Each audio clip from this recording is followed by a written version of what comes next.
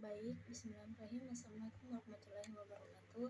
Perkenalkan, nama saya Nini Saidin dengan NIM 220445013.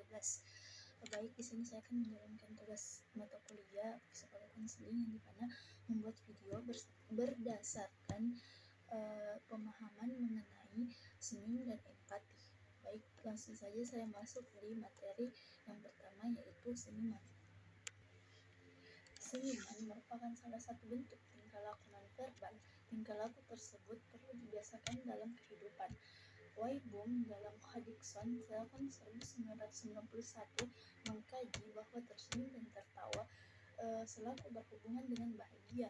Selanjutnya, ia mengatakan bahwa aliran darah yang meningkat sebagai hasil psikologi dari tersenyum dan tertawa berhubungan dengan tubuh yang sehat dan suasana hati atau mood yang bahagia ataupun positif. Suasana hati yang sedih secara berlawanan akan mengakibatkan darah yang ke otak akan menurun secara berlawanan akibat kurangnya penerimaan makanan dan aktivitas secara optimal. Menurut Darwin dalam Hodgson tahun 1991, gerakan otot atau psikomotik major, yaitu otot, dapat menarik dari sudut bibir ke atas sampai ke tulang pipi, merupakan pusat ekspresi pengalaman emosi yang positif. Otot tersebut menyebabkan aliran ke otak meningkat sehingga semua sel dan jaringan tubuh menerima oksigen. Hal tersebut menimbulkan perasaan gembira. Sebaliknya, dengan ekspresi sedih akan menyebabkan kekurangan oksigen, dan hal tersebut menimbulkan rasa sedih.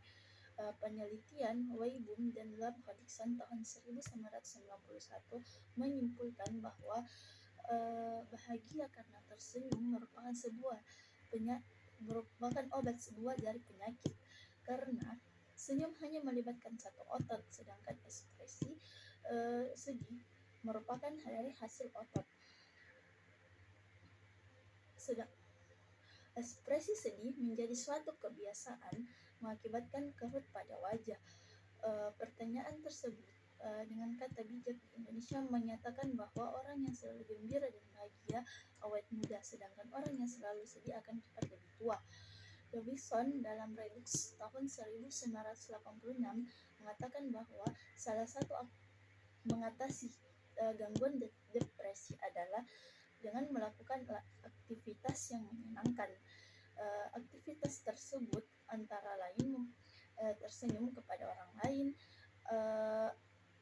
aktivitas lain seperti memancing, menjala ikan, dan berkebun bunga diperkirakan juga termasuk kegiatan yang menyenangkan. Hal tersebut perlu dikaji pengaruhnya terhadap kesehatan jiwa manusia. Pada masyarakat tertentu, pada masyarakat Jawa, bila berpapasan di jalan, biasanya mereka akan tersenyum disertai oleh anggukan kepala. Menurut teori, bila tersenyum pada orang lain, maka orang lain tersebut cenderung membalas senyuman pula. Bagi konselor, salah satu alat untuk mengikat daya tarik klien yang selanjutnya meningkatkan pada hubungan interpersonal. Senyuman merupakan ekspresi wajah yang isyarat nonverbal paling mudah dikenal. Tersenyum merupakan isyarat keramahan sisir tahun 1988 sebagai ekspresi simpati, memberi keyakinan atau ketentraman.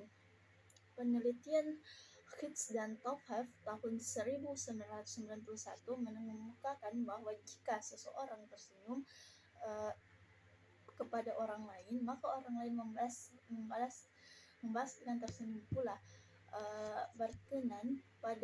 Berkenan dengan hasil penelitian tersebut dapat dianalogikan jika konselor memberikan senyuman kepada konseling pada awal pertemuan dengan kliennya, cenderung akan membalas senyuman tersebut.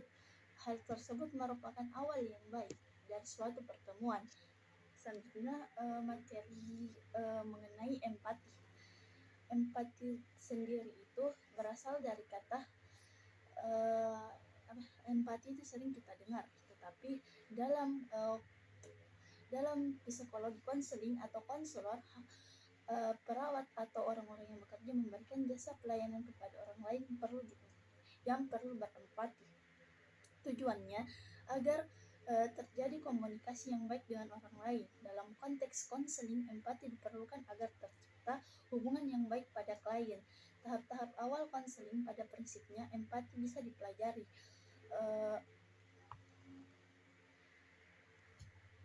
Orang tua merangsang bayinya dengan memberikan ekspresi senyum, maka kadang bayi tersebut memberikan respon senyuman. Dalam pergaulan sehari-hari, seseorang tersenyum kepada orang lain, maka pada umumnya akan dibalas dengan senyuman pula. Empati berasal dari kata yang dibalas dengan senyuman pula. Empati adalah arti dari bahasa Jerman secara harfiah merasakan ke dalam.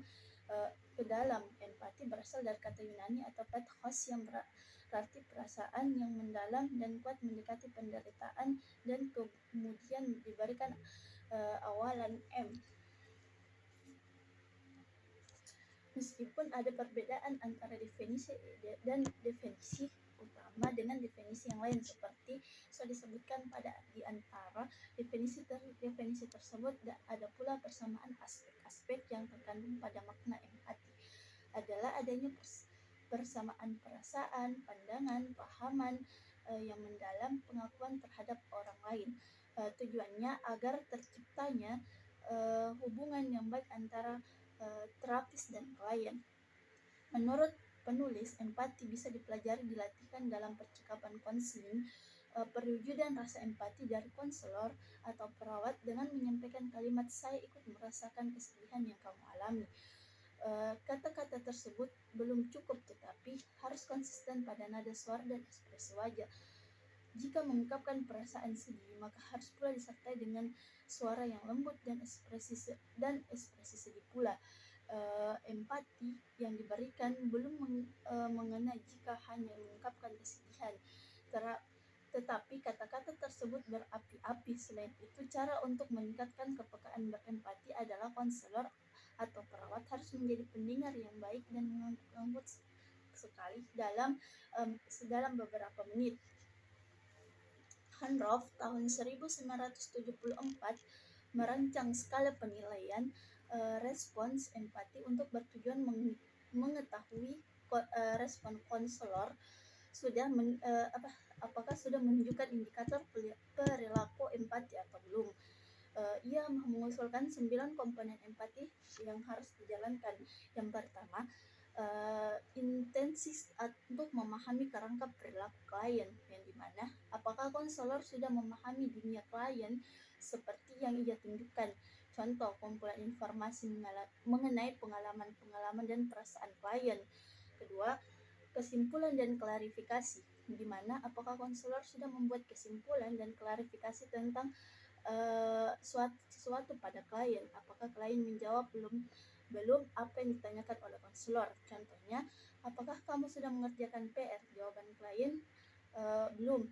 Apakah kamu sudah sarapan? Jawaban klien, belum. Apakah kamu sudah siap ujian? Jawaban klien, belum. Apa makna dari jawaban klien tersebut? Ketiga, ada ketelitian dan logika, di mana untuk menegaskan kesimpulan atau klarifikasi, apakah konselor memberikan kesepakatan kepada klien untuk menjelaskannya. Yang keempat, di sini dan sekarang, yang dimana konselor harus memfokuskan pengalaman dan pada kejadian sekarang pada si klien. Yang terakhir, ada pusat pembicaraan, yang dimana konselor harus memfokuskan pusat pembicaraan kepada hal-hal penting bagi klien, yang dimana ada pembicaraan konselor yang berhubungan dengan problem atau respons klien tersebut. Selanjutnya ada pemilihan kata-kata, yang dimana apakah konselor menggunakan kata-kata bahasa hiasan yang sesuai dengan keterbukaan si klien. Yang ketujuh, kualitas suara, di mana ekspresi suara konselor yang sesuai dengan ekspresi suara konselor yang harus sesuai dengan ekspresi yang terjadi pada si klien tersebut. Yang kedelapan, ada cara mengeksplorasi, yang dimana konselor harus berkomunikasi dan bekerja sama dengan proses eksplorasi si klien. Yang terakhir, pengaruh atau fasilitas penghambat. Jadi di sini konselor harus memfasilitasi respon atau eksploratif dari klien untuk menghalangi dan membatasi pembicaraan si klien tersebut. Kesembilan komponen yang disebutkan tadi dapat dikelompokkan menjadi 4, yaitu kata-kata, suara, ekspresi, perasaan, dan terakhir ada fokus pembinaan. Ada lagi yang merupakan respon dari dari konselor, yaitu ekspresi wajah. Ekspresi wajah konselor sudah diamati oleh klien untuk merespon tersebut yang sangat jujur dan tulus. Baik, terima kasih. Wabillahi taufiq hidayah. Wassalamualaikum warahmatullahi wabarakatuh.